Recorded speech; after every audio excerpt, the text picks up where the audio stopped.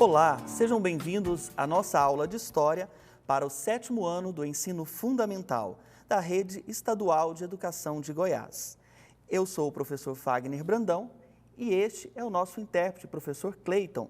Essa aula é de História para o 7º ano e nós vamos trabalhar sobre a conquista e a organização da América Espanhola. Vamos lá? Bom, nós já trabalhamos há alguns meses atrás sobre o povoamento das Américas, dos povos das Américas. E agora nós vamos falar sobre essa parte da conquista, lá no século XV, depois no século XVI e a organização deste território. Em 1492, Cristóvão Colombo, ele sai do continente europeu em uma expedição da coroa espanhola. O objetivo de Cristóvão Colombo era alcançar as terras chamadas de Índias, que era o território da Ásia. Porém, Cristóvão Colombo vai chegar aqui na América Central. Conforme esse mapa, a expedição sai aqui da Espanha, vem pelo oceano e vai chegar na América Central. Região mais ou menos aí de Cuba, uma ilha que hoje pertence às Bahamas, né? Então, a América Central. Nesse mesmo período de século, Portugal também sai com a expedição e vem para a América do Sul, onde é o território do Brasil hoje. Houve um acordo aqui entre a Espanha e Portugal, uma linha imaginária, um tratado, onde parte desse território tinha sido conquistado pelos espanhóis e parte pelos portugueses. Os franceses e ingleses vão conquistar a América do Norte, esse território aqui, que nós chamamos hoje também de Estados Unidos. Quando Cristóvão Colombo chega até o território, nós podemos ver nesta imagem a chegada de Cristóvão Colombo a esta ilha, existiam já uma civilização nesse território, que eram chamados de astecas e incas. Os maias também já tinham vivido aqui, mas agora, com o fim dos maias, eram os astecas e os incas. Esta civilização era uma civilização extremamente avançada em suas tecnologias para a época. Tinham conhecimento da ciência, conhecimento do calendário, tinha conhecimento já até mesmo de ciências da matemática e construções em alto nível com suas cidades, que são estudadas até os dias de hoje. Quando Cristóvão Colombo chega, espalham vários conquistadores por esse território que foi chamado de América Espanhola. Entre esses conquistadores, nós temos Francisco Pizarro, que vai conquistar o território que era da civilização dos Incas, América do Sul, onde está ali Peru, Bolívia, Chile, Argentina, esses territórios. E Hernán Cortés vai conquistar a parte da América Central, principalmente na região onde tinha os astecas, que era a região que hoje nós chamamos de região do México. Tá? Nessa região dos astecas, que nós vamos dar um destaque maior hoje, existia um imperador chamado Montezuma. Esse imperador era um imperador asteca, conforme nós podemos ver nesta imagem. Olha só, o imperador asteca aqui, Montezuma. De cá, à esquerda aqui, né, do vídeo, nós temos o Cortés, Hernán Cortés, que era esse espanhol que veio conquistar as terras. No meio dos dois, nós temos uma mulher nativa, índia, que era chamada de Malinche. Ela teve um grande papel que nós vamos entender daqui a pouco. Aqui nós temos uma imagem dos guerreiros astecas, como eles se portavam, eles se organizavam para as suas batalhas, com escudos, lanças, flechas, eram os tipos de armas que eles utilizavam. Bom, vocês viram aqui Malinche, uma nativa que fazia um papel importante na comunicação de Hernán Cortés e do imperador Montezuma. Eu vou dar um destaque para Malincha, porque Malincha, além de ser uma mulher, né, ela era uma nativa índia, que naquele tempo, ela, podemos dizer aí, poliglota, ela tinha uma facilidade com as línguas. Ela sabia falar de forma fluente a língua dos incas, dos maias e dos astecas. E ela foi dada como presente para Hernán Cortés e para a expedição dos espanhóis. E, obviamente, ela se tornou uma escrava da expedição espanhola.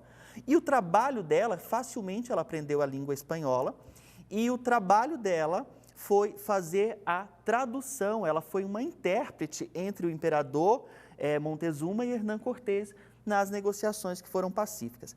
Vejam bem, ela teve um papel muito importante como intérprete na história e na conquista da América Espanhola. O que seria esse papel do intérprete hoje para nós contextualizarmos com a nossa realidade? Nós temos logo aqui o nosso professor Clayton, que é um intérprete. Ele está facilitando hoje a acessibilidade da língua portuguesa para aqueles alunos que têm uma dificuldade, uma deficiência auditiva, para que eles possam entender a língua portuguesa através da interpretação aqui da língua brasileira de sinais. Então, olha só, naquele tempo, Malinche teve esse papel importante na história. E agora nós temos um intérprete com um papel muito importante na atualidade, com as nossas aulas, para interpretar e dar essa acessibilidade em Libras, né, aos nossos alunos. Lembrando que quando a expedição espanhola chegou, eles já foram preparados para travar uma batalha, porque assim era comum nas conquistas das terras. Porém, os astecas tinham uma cultura popular deles e religiosa de vários deuses, e eles acreditavam que os deuses iam visitá-los. E além de visitá-los, eles acreditavam que os deuses iam visitá-los montados em seres que eram mais ou menos semelhantes aos cavalos. Não existiam cavalos na América até a chegada de Cristóvão Colombo. E quando Cristóvão Colombo chega, ele desce os cavalos, os armamentos, os astecas os recebem muito bem, de forma pacífica, e começam a dar presentes para Hernán Cortés e para Cristóvão Colombo e para os europeus. Por quê? Os astecas acreditaram que eram os deuses chegando e que aqueles cavalos era muito semelhante à figura do que eles imaginavam, então eram os deuses chegando. Por isso foi muito fácil para Hernán Cortés, Cristóvão Colombo, Pizarro conquistar esses territórios.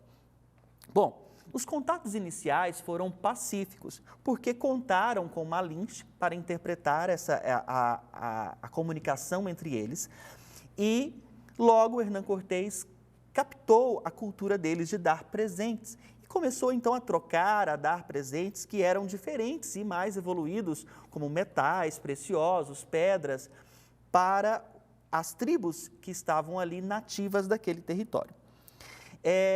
Hernán Cortés também teve uma estratégia. Ele percebeu que existiam tribos indígenas ali naquele território extremamente fechadas para a cultura externa e que não aceitavam o imperador Montezuma e os astecas.